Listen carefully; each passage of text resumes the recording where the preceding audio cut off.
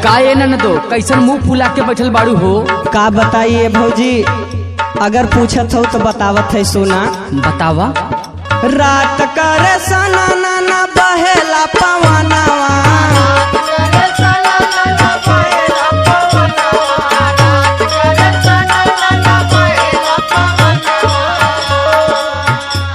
अरे बहेला पवनवा भौजी बहेला पवनवा,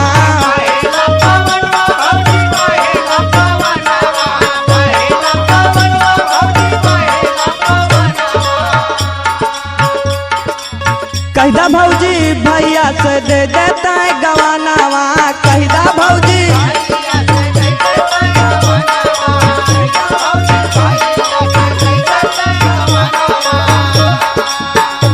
सुनत हो भौजी?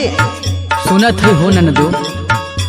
अरे कहदा भौजी भैया से दे देता है गवानवा, भौजी दे देता है गवानावा, अरे नहीं चाहिए झपिया दौड़ी ना चाहिए गहनावा,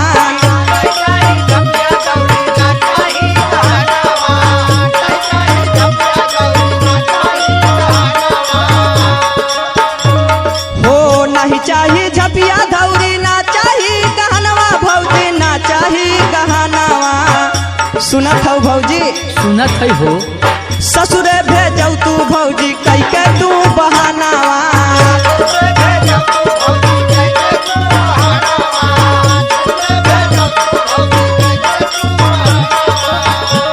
हो कई के तू बहनवा भौजी कई के तू बहानावा, यार कई के तू बहानावा, ससुरे भेजौ तू भौजी कई के तू बहानावा।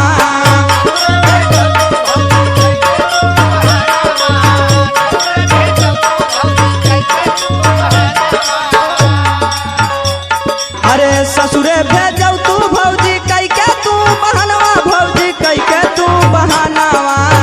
सुनत हो ये भौजी? अरे सुनत हो ननदो।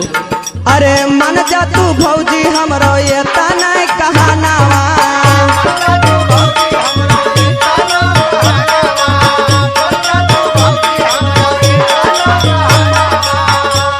हो मन जा तू भौजी हमरो इतना ही कहनवा, भौजी इतना ही कहानावा।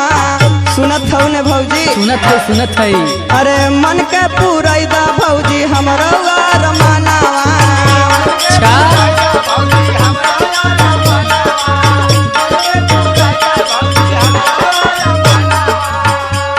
हो मन के पूरैदा भौजी हमरो यार मनवा, भौजी हमरो यार मनवा।